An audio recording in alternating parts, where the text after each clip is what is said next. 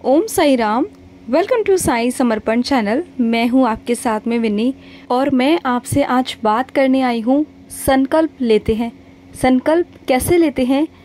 जो हम साई चालीसा करते हैं, हम साई चालीसा का संकल्प कैसे लेते हैं, तो आज हम इस बारे में बात करेंगे। साई चालीसा भी एक बहुत पावरफुल चालीसा है। जैसे हम और भी भगवानों की करते हैं, शिव चालीसा, हनुमान चालीसा, इसी तरीके से हम शिव चालीसा भी करते हैं। तो आज मैं बात करूंगी साई चालीसा के बारे में कि साई चालीसा का संकल्प कैसे लिया जाता है और ये क्या होता है, इसके क्या फ़ायदे होते हैं। आज हम इसके बारे में जानेंगे कि साई चालीसा का संकल्प आप कैसे ले सकते हैं। तो चलिए स्टार्ट करते हैं। साई चालीसा तो आप जानते ही हो कि साई चालीसा जो है वो 5 से 10 मिनट का पाठ होता है, वो चालीसा होती है, साई की चालीसा होती है। तो आप किसी भी गुरुवार से आप स्टार्ट कर सकते हैं संकल्प लेके। संकल्प यानी कि आप चाहो तो आप 11 दिन का संकल्प ले सकते हैं, 21 दिन का ले सकते हैं या फिर 40 दिन का ले सकते हैं। उसके बाद आपने क्या करना होता है, किसी भी गुरुवार से आपको जो भी आपने संकल्प लिया है, जो भी आपने सोचा है कि आपको इतने दिन साई चालीसा करनी है, तो आपको हर गुरुवार को वो करनी होगी। एवरी थर्सडे आपको करनी होगी। तो क्या करना होता है, आपको सुबह ब्रह्म मुहूर्त में उठना होता है 4 से 6 बजे के बीच में। वैसे 4 to 5 ही ब्रह्म मुहूर्त माना जाता है। 5 बजे के बाद में धीरे धीरे दिन निकलना शुरू होता है, तो वो डिवाइन मुहूर्त नहीं होता मेरे अकॉर्डिंग। वैसे तो 4 to 5 ही सही रहता है, उसे ही ब्रह्म मुहूर्त एक्चुअली कहा जाता है। तो आप 4 to 5 के बीच में सुबह उठिए, सुबह 4 से 5 बजे के बीच में उठिए, सुबह स्नान कीजिए। स्नान करने के बाद सबसे पहले फिर बाबा को स्नान कराइए, बाबा का मंदिर साफ़ कीजिए, बाबा को अच्छे से वस्त्र पहनाइए। बाबा के वस्त्र ध्यान रखिए धुले हुए और साफ़ होने चाहिए। और उसके बाद आपने क्या करना है, आराम से मंदिर में बैठना है। बैठकर बाबा को फूल अर्पित करने हैं। बाबा को माला बनाकर अगर आप पहनाना चाहते हैं फूलों की, तो वो आप बनाकर पहना सकते हैं। और उसके बाद जो भी आप प्रसाद बाबा को चढ़ाना चाहो, कोई भी फल, कोई भी मिठाई, या घर की बनी हुई हो या बाहर की हो, जो भी आपको अच्छी लगे वो आप बाबा को चढ़ाइए। उसके बाद कुछ पैसे बाबा के चरणों में रख दीजिए। जो भी आपका मन हो, 5 रुपये, 11 रुपये, जो भी आपका मन हो बाबा के चरणों में रखिए। और उसके बाद बाबा के आगे धूप बत्ती ज़रूर जलाइए, अगरबत्ती जलाइए या फिर दिया जलाइए। बाबा को अगरबत्ती की सुगंध बहुत पसंद आती है, तो ये ध्यान रखिए कि जो भी आप अगरबत्ती या धूप बत्ती जलाएं वो सुगंध वाली हो, वो बाबा को सुगंध बहुत पसंद आती है। और उसके बाद में आपने क्या करना है, बाबा के आगे हाथ जोड़कर दिल से, सच्चे दिल से प्रार्थना करनी है कि बाबा आज मैं साई चालीसा का संकल्प ले रहा हूँ या ले रही हूँ। तो जितने भी संकल्प आपने मन में सोचे हैं, जितने भी, जैसे कि आपने मन में सोचा कि आपको 11 करने हैं, 21 करने हैं या फिर 40 करने हैं, तो आप वो बाबा के आगे अपनी मन की इच्छा प्रकट कीजिए। फिर बाबा को बोलिए कि बाबा मैं ये संकल्प ले रही हूँ। फिर उसके बाद अपनी इच्छा रखिए कि आपको क्या आपकी इच्छा है या फिर क्या आपकी प्रॉब्लम है, क्योंकि साई चालीसा आपकी हर प्रॉब्लम को दूर करती है।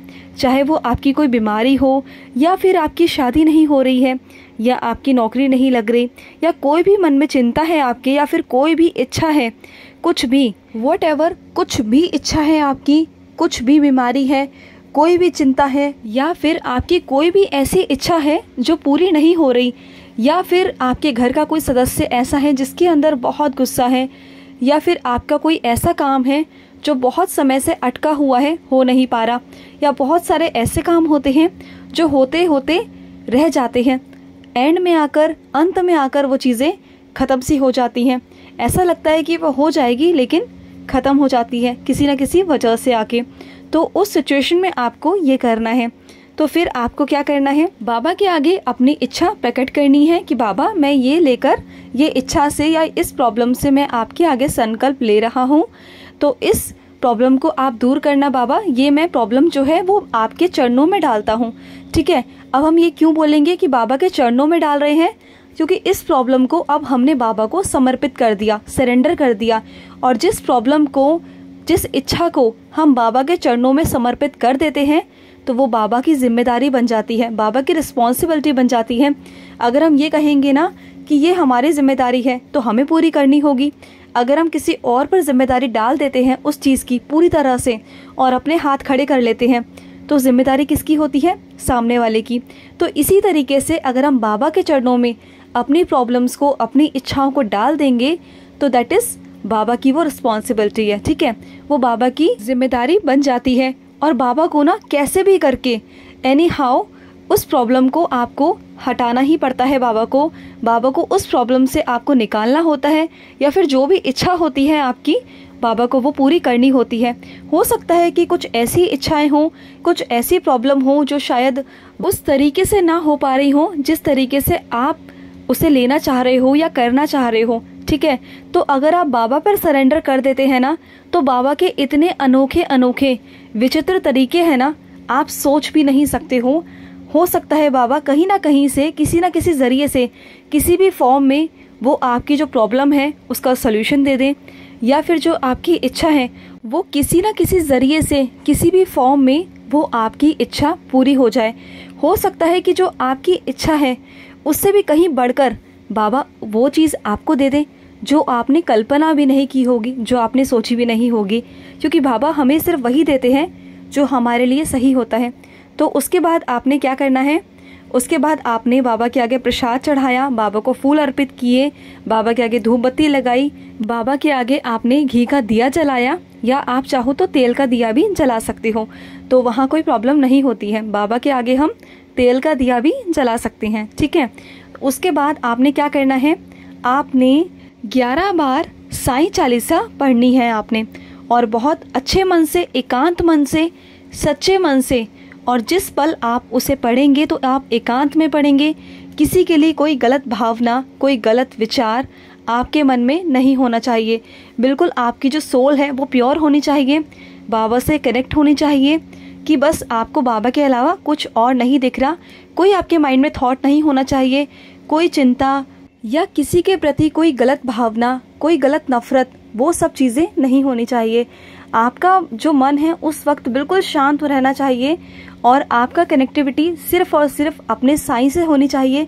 क्योंकि उस वक्त ना, क्योंकि आपको खुद जो सकारात्मकता है ना वो खुद क्रिएट करनी होगी, पॉजिटिविटी खुद क्रिएट करनी होगी।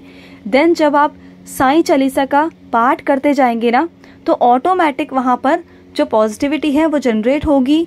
और जब भी हम बाबा से प्रार्थना करते हैं ना, या बाबा से हम कुछ मांगते हैं, कुछ संकल्प लेते हैं ना, तो उस वक्त ना किसी का बुरा ना सोचकर, किसी का बुरा ना मांग करना, सिर्फ अपना अच्छा मांगिए। जब आप बाबा के आगे बैठकर सिर्फ अपना अच्छा मांगते हैं, अपने लिए अच्छा मांगते हैं ना, तो सब कुछ ऑटोमेटिक चारों तरफ से आपके लिए अच्छा होना शुरू हो जाता है। और जो भी आपके अगेंस्ट होते हैं, जो भी आपके दुश्मन हैं, जो आपके शत्रु हैं, वो सब धीरे धीरे आपसे दूर होते चले जाते हैं। वो आपको बाबा को कहने की ज़रूरत नहीं पड़ती, बाबा अपने आप ही उन सबको आपसे दूर कर देते हैं। क्योंकि बाबा से आपने अच्छा मांगा है ना, तो अच्छा के लिए बाबा ऑटोमेटिक उन सब चीज़ों को आपसे दूर ऑब्वियसली करेंगे ना। तो बस वही चीज़ें हैं। तो कहने के तरीके जो होते हैं ना उसको थोड़ा घुमाकर कहिए। ये मत कहिए कि बाबा उसको मुझसे दूर कर दीजिए, उसको मुझसे दूर कर दीजिए, इसने मेरे साथ ये किया, शिकायतें मत कीजिए। बल्कि बाबा से ये कहिए कि बाबा आप मेरा अच्छा करिए, मेरे चारों तरफ जितने भी लोग हों सब पॉजिटिव हों, सबका अच्छा हो बाबा। जो भी मेरे कनेक्शन में रहे, जो मेरे परिवार वाले हैं, सबके लिए कहिए, सबके लिए अच्छा मांगिए, अपने लिए अच्छा मांगिए फर्स्ट ऑफ ऑल। उसके बाद देखिए आपके साथ में भी अच्छा होगा, आपके आसपास वालों के साथ में भी अच्छा होगा, और जो आपके दुश्मन हैं वो धीरे धीरे आपसे दूर हो जाएंगे, या फिर बाबा उनका मन ही बदल देंगे। इस तरह मन बदल देंगे कि वो आपके पक्ष में ही आ जाएंगे, वो आपके सुनने लग जाएंगे, वो आपको पसंद करने लग जाएंगे। तो जो बाबा की लीलाएं हैं ना वो बहुत विचित्र हैं। इसमें हम लोग नहीं सोच सकते कि बाबा क्या क्या कर सकते हैं, तो वो हमारी सोच से बाहर है, परे है।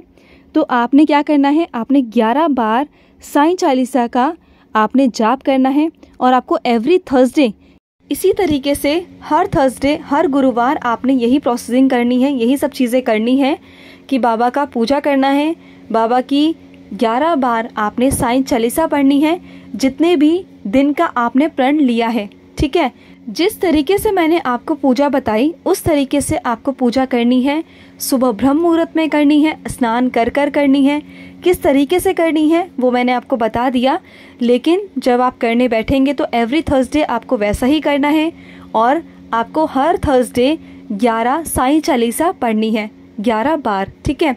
और उसके बाद आपने क्या करना है, जब आपका संकल्प खत्म होता है, यानी कि आप जैसे आपने बोला कि बाबा मुझे 9 गुरुवार करने हैं, तो आपने स्टार्ट किया फर्स्ट गुरुवार से, और जब 9वां गुरुवार आएगा तो आपने क्या करना है, 9वें गुरुवार पर 11 बार साईं चालीसा पढ़कर आपने क्या करना है, बाबा की आरती करनी है, बाबा को प्रसाद भोग लगाना है और अपने पूरे परिवार में भी बांटना है। और हर थर्सडे को भी आप ऐसा कर सकते हो, जो भी प्रसाद आप बाबा को चढ़ाते हैं, वो बाबा को जो भोग लगाते हैं वो अपने पूरे परिवार में सबको दे सकते हैं, क्योंकि पूरे परिवार में अगर आप देंगे ना तो वहाँ पर पॉजिटिविटी आएगी, सब में आएगी, बाबा का आशीर्वाद सबको मिलेगा। तो ऐसा आप हर थर्सडे करिए। और जो भी आप संकल्प लेते हैं, जितने भी दिन का आप लेते हैं, 40 दिन का, 9 दिन का, 21 दिन का, वो आप पर डिपेंड करता है कि आपकी श्रद्धा क्या है, आपके भाव क्या हैं। उसके अकॉर्डिंग बाबा के आगे अपनी चीज़ें रखिए और संकल्प लेकर साईं चालीसा का पाठ शुरू करिए। इससे आपको बहुत बेनिफिट मिलेगा। डेफिनेटली मैं श्योरिटी कहती हूँ कि आपको 101% आपकी सारी प्रॉब्लम्स ख़त्म हो जाएंगी।